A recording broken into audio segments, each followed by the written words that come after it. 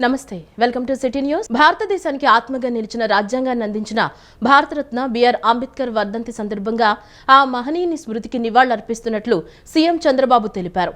అణగారిన వర్గాల్లో సాంఘిక, రాజకీయ, విద్యా చైతన్యాలను రగిలించిన స్ఫూర్తి ప్రదాత అని కొనియాడారు. రాజ్యాంగ నిర్మాత బిఆర్ అంబేద్కర్ వర్ధంతి సందర్భంగా సీఎం చంద్రబాబు నాయుడు ఘన నివాళి అర్పించారు. భారతదేశానికి ఆత్మగా నిలిచిన రాజ్యాంగాన్ని అందించిన గొప్ప వ్యక్తి భారతరత్న బిఆర్ అంబేద్కర్ అన్నారు. నేడు సమాజంలో పేదలకు, బడుగు వర్గాలకు న్యాయం, రక్షణ, గౌరవం పొందడంతో పాటు వారి స్వరం బలంగా వినిపిస్తుందంటే ప్రధాన కారణం అంబేద్కర్ రాసిన రాజ్యాంగమే అన్నారు. అణగారిన వర్గాల్లో సాంఘిక, రాజకీయ, విద్యా చైతన్యాలను రగిలించిన స్ఫూర్తి ప్రదాత అంబేద్కర్ వర్ధంతి సందర్భంగా ఆయన సేవలను స్మరించుకుందామని పిలుపునిచ్చారు. రాజ్యాంగంలో హక్కులతో పాటు బాధ్యతలను పాటించడమే ఆయనకు మనం ఇచ్చే నిజమైన నివాళి అని సీఎం చంద్రబాబు పేర్కొన్నారు. రాజ్యాంగ నిర్మాత బాబాసాహెబ్ బిఆర్ అంబేద్కర్ స్ఫూర్తి కొనసాగించాలని ఉప ముఖ్యమంత్రి పవన్ కళ్యాణ్ పిలుపునిచ్చారు. రాజ్యాంగానికి రూపకల్పనలో మూల స్తంభంగా నిలిచిన అంబేద్కర్ గారికి హృదయపూర్వకంగా అంజలి ఘటిస్తున్నట్లు పేర్కొన్నారు.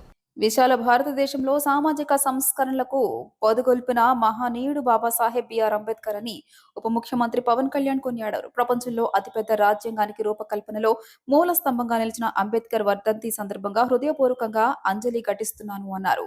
అణగారిన వర్గాలకు, మహిళలు, కార్మిక వర్గాలకు చట్టబద్ధమైన హక్కులు లభించాయి అంటే మన రాజ్యాంగంలో అంబేద్కర్ పొందుపరిచిన అంశాలే కారణమన్నారు. ఈ మహనీయుడి వర్ధంతి సందర్భంగా ఈ తరం తప్పనిసరిగా రాజ్యాంగ రచనలో అంబేద్కర్, ఆయన బృందం పాటించిన విలువల గురించి తెలుసుకుని ఆ స్ఫూర్తిని అందిపుచ్చుకోవాలని ఉప ముఖ్యమంత్రి పవన్ కళ్యాణ్ పిలుపునిచ్చారు.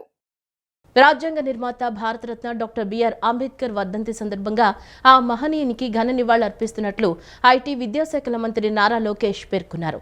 దళితుల సాధికారత, పేద, బడుగు వర్గాల శ్రేయస్సు కోసం ఆయన జీవితాంతం కృషి చేశారన్నారు. స్వేచ్ఛ, సమానత్వం కోసం పరితపించారని చెప్పారు. నవభారత నిర్మాణానికి బాటలు వేసిన దార్శనికుడు డాక్టర్ బిఆర్ అంబేద్కర్ ఆశయ సాధన కోసం ప్రతి ఒక్కరం కృషి చేద్దామని మంత్రి నారా లోకేష్ పిలుపునిచ్చారు.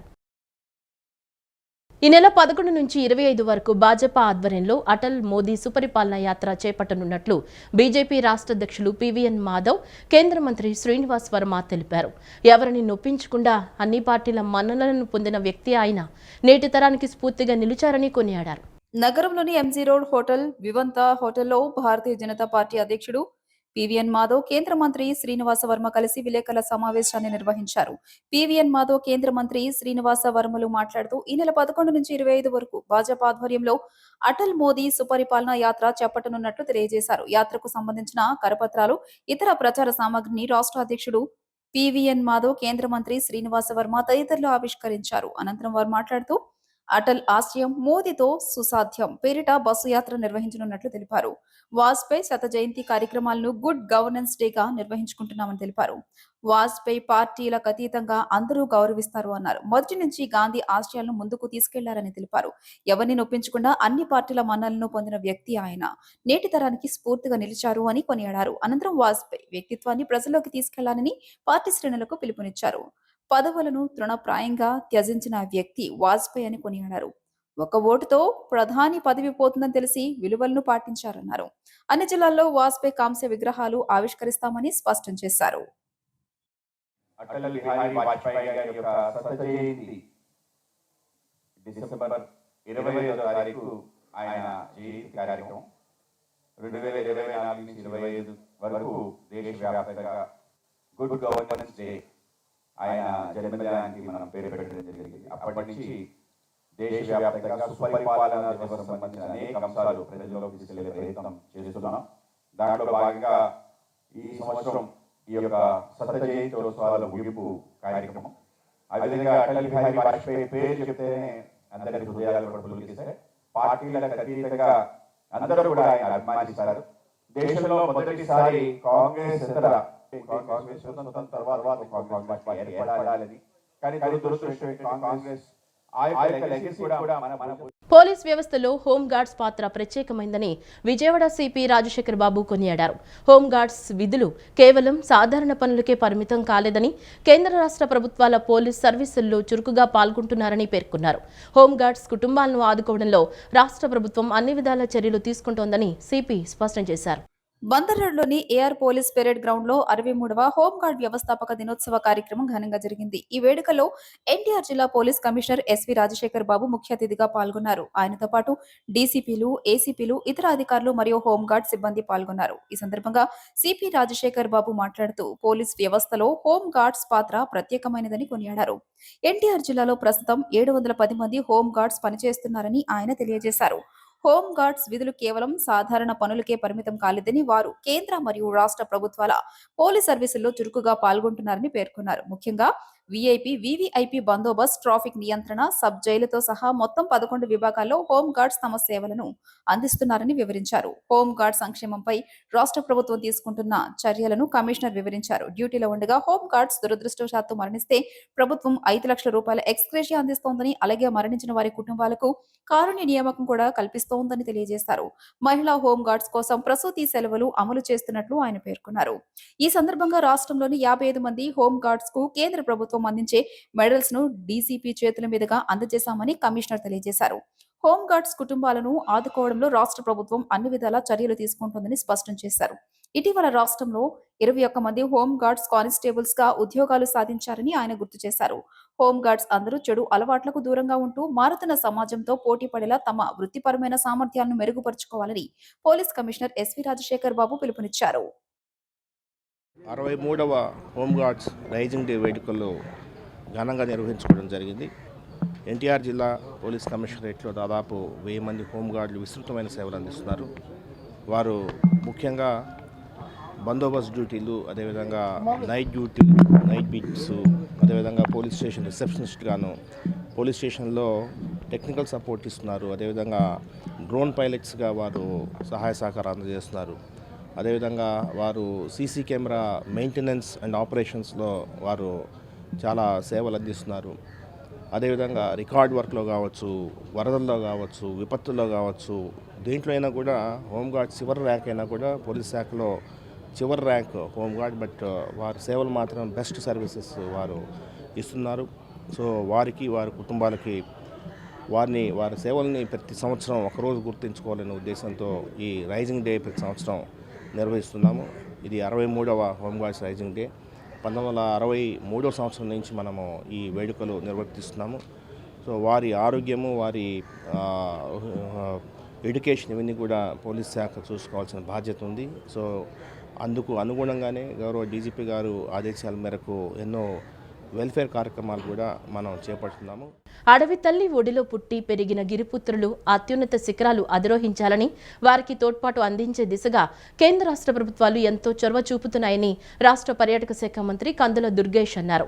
విభిన్న జాతులు, సంస్కృతులున్న సువిశాల భారతదేశంలో గిరిపుత్రుల వైభవాన్ని ప్రపంచానికి పరిచయం చేసిన ఉద్భవ్ 2025 చరిత్రలో నిలుస్తుందని తెలిపారు. అమరావతిలోని కేఎల్ యూనివర్సిటీ ప్రాంగణంలో 3 రోజులుగా సాగిన 6వ జాతీయ ఏకలవ్య మోడల్ రెసిడెన్షియల్ సొసైటీ సంప్రదాయ సంస్కృతి కళా ఉత్సవం శుక్రవారంతో ముగిసింది.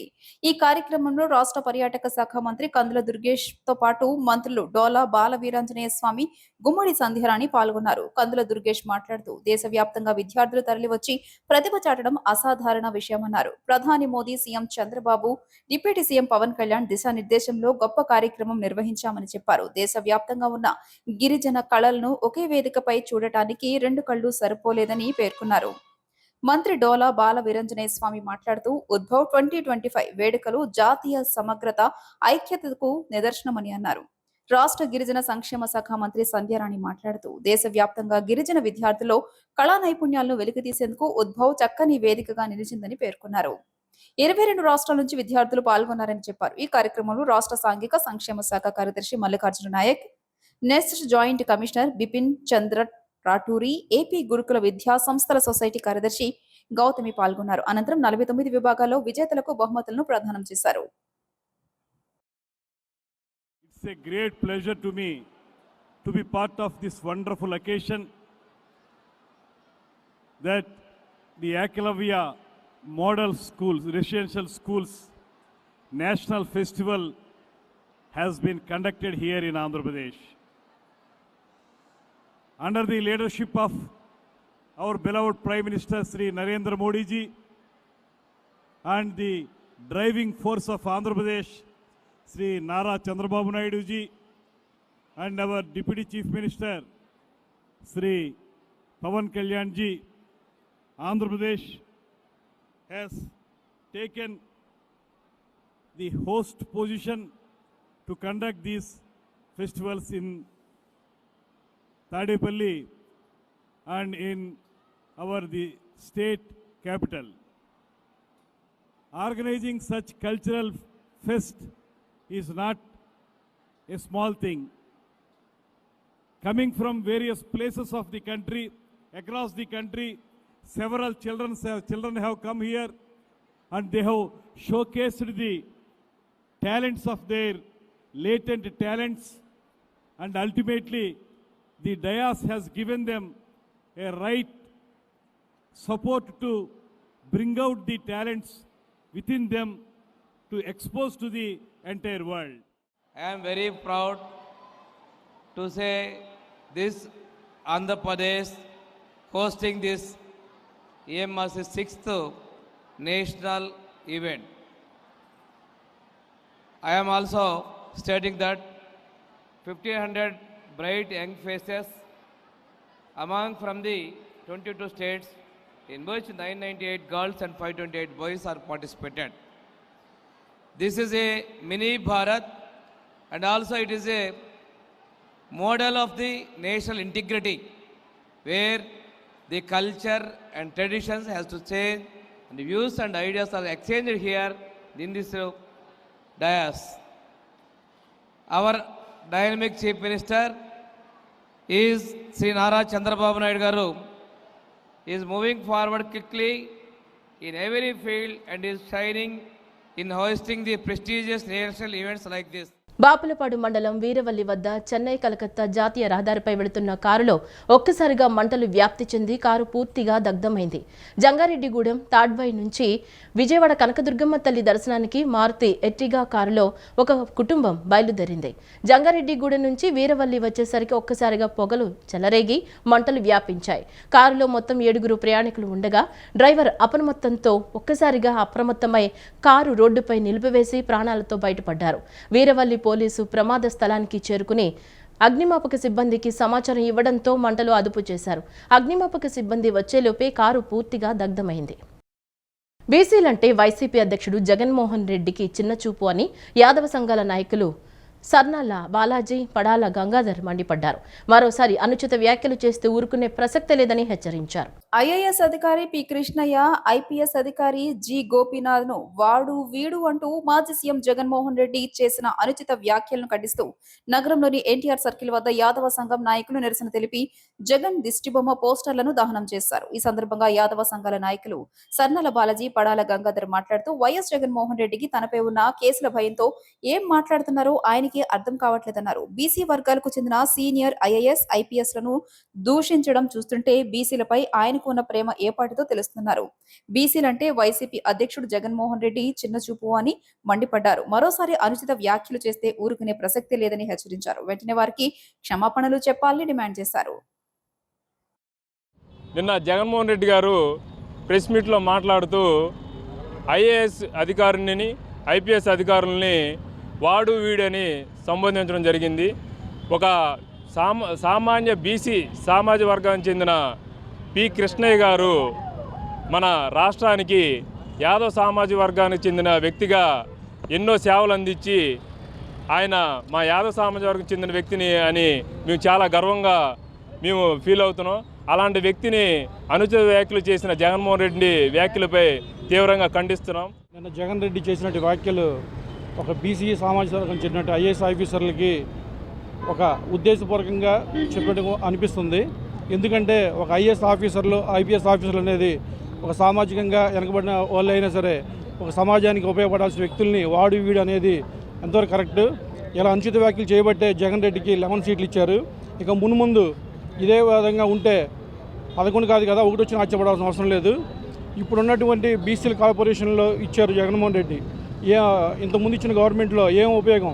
₹1 ఇవ్వనటువంటి కార్పొరేషన్లు ఇచ్చి ఒక ప్రజలకు ఎటువంటి ఒక సమాధానం చెప్పినటువంటి వ్యక్తి, ఒక సీఎంగా చేసిన వ్యక్తి ఈరోజు ఒక బీసీలకు సంబంధించిన ఐఏఎస్ ఆఫీసర్లు కానీ ఇలాంటి ఒక అహంకార ధోరణితో మాట్లాడడం అనేది సరైనది కాదు. ఇలాంటి తీవ్రమైన వ్యాఖ్యలు ఈసారి చేస్తే ఒక బీసీ నుంచి కానీ ఒక యాదవ సామాజిక నుంచి కానీ ఇలా అనడం మూలంగా తీవ్రంగా ఖండిస్తున్నాం. విజయవాడ నగరంలో మోగ్లీ చిత్ర యూనిట్ సందడి చేసింది. పార్వతీపురం అడవి నేపథ్యంతో రూపొందిన యాక్షన్ లవ్ స్టోరీ మోగ్లీ చిత్రమని ఈ చిత్రం ఈ నెల 12వ తేదీన ప్రేక్షకుల ముందుకు రానుందని హీరో రోషన్ కనకాల తెలిపారు. అడవి నేపథ్యంలో ఒక గిరిజనుడు చెవిటి మూగా ప్రేమికురాల్ని క్రూరమైన అధికారం నుంచి కాపాడుకున్న కథే మోగ్లీ అని వివరించారు. పార్వతీపురం, పాడేరు అటవీ ప్రాంతంలోని అందమైన ప్రాంతాల్లో చిత్రీకరణ జరిగిందని చెప్పారు. అటవీ ప్రాంతంలో చిత్ర నిర్మాణానికి ఆంధ్రప్రదేశ్ ప్రభుత్వం, పోలీసులు ఎంతగానో సహకారం అందించారని ప్రశంసించారు. మోగ్లీ సినిమా ప్రమోషన్ లో భాగంగా నగరానికి వచ్చిన చిత్ర బృందం బెన్ సర్కిల్ సమీపంలోని ఓ హోటల్లో విలేకరుల సమావేశం నిర్వహించింది. సమావేశంలో రోషన్ కనకాల మాట్లాడుతూ కలర్ ఫోటో లాంటి బ్లాక్ బస్టర్ హిట్ చిత్రాన్ని నిర్మించిన సందీప్ రాజ్ దర్శకత్వంలో తాను హీరోగా నటించడం తనకు గొప్ప అవకాశమని చెప్పారు. ఇప్పటికే విడుదలైన 2 పాటలకు ప్రేక్షకుల నుంచి విశేష స్పందన రావడం ఆనందంగా ఉందని తెలియజేశారు. ప్రమోషన్ లో భాగంగా విజయవాడకు రావడంతో ఇక్కడి విద్యార్థులు, యువత నుంచి మంచి ఆదరణ లభించిందని చెప్పారు. తన తండ్రి రాజీవ్ కనకాల, తల్లి సుమతో కలిసి స్క్రీన్ షేర్ చేసుకునే రోజు కోసం ఎదురు చూస్తున్నానని రోషన్ తెలియజేశారు. ఈ చిత్రానికి సంగీత దర్శకుడు కాలభైరవ చక్కటి సంగీతాన్ని అందించారని, నిర్మాతలు విశ్వప్రసాద్, కృతి ప్రసాద్ ఎలాంటి ఖర్చుకైనా వెనకాడకుండా చిత్రాన్ని నిర్మించారని రోషన్ ప్రశంసించారు. హీరోయిన్ మీనాక్షి తన తొలి చిత్రంతోనే నటనతో ప్రేక్షకులను ఆకట్టుకుందని, చెవిటి మూగ పాత్రలో ఆమె అలరించిందని తెలియజేశారు. అనంతరం హీరోయిన్ మీనాక్షి మాట్లాడుతూ తనకు ఇది మొదటి చిత్రం అని తెలియజేశారు. తాను రోషన్ లాంటి మంచి హీరోతో కలిసి నటించామని, యాక్టింగ్ లో అతను ఎంతగానో సహకరించారని చెప్పుకొచ్చారు. మూగ చెవిటి క్యారెక్టర్లో నటించడానికి ఎంతో కష్టపడ్డానని, ప్రత్యేకంగా శిక్షణ కూడా తీసుకున్నానని చెప్పారు. సో మోగ్లీ గురించి మాట్లాడాలంటే అండి, ఈ సినిమా చాలా ప్రేమతో, చాలా కష్టపడి, ఇష్టపడి చేసిన సినిమా. చాలా చాలా చాలా థింగ్స్ జరిగాయి సెట్లో. చాలా చాలా అడ్డంకులు ఇవన్నీ దాటుకుని ఇక్కడ వరకు వచ్చాం. అండ్ డిసెంబర్ 12న మా సినిమా విడుదలవబోతుంది.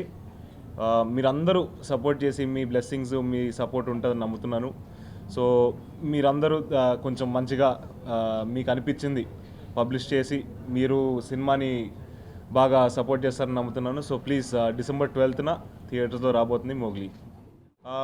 నాకు ఏదైనా కథ చాలా నచ్చింది అంటే దాని తర్వాత నేను దాన్ని ఒకసారి అమ్మ నాన్నకి ఒక ఒపీనియన్, ఎందుకంటే వాళ్ళు ఇండస్ట్రీలో ఇన్ని సంవత్సరాల నుంచి ఉన్నారు కాబట్టి వాళ్ళ ఎక్స్పీరియన్స్తో వాళ్ళ జడ్జ్మెంట్ని కొంచెం తెలుసుకోవడానికి వాళ్ళ ఒపీనియన్ తీసుకుంటానండి. మా కోసం చాలా చాలా స్పెషల్.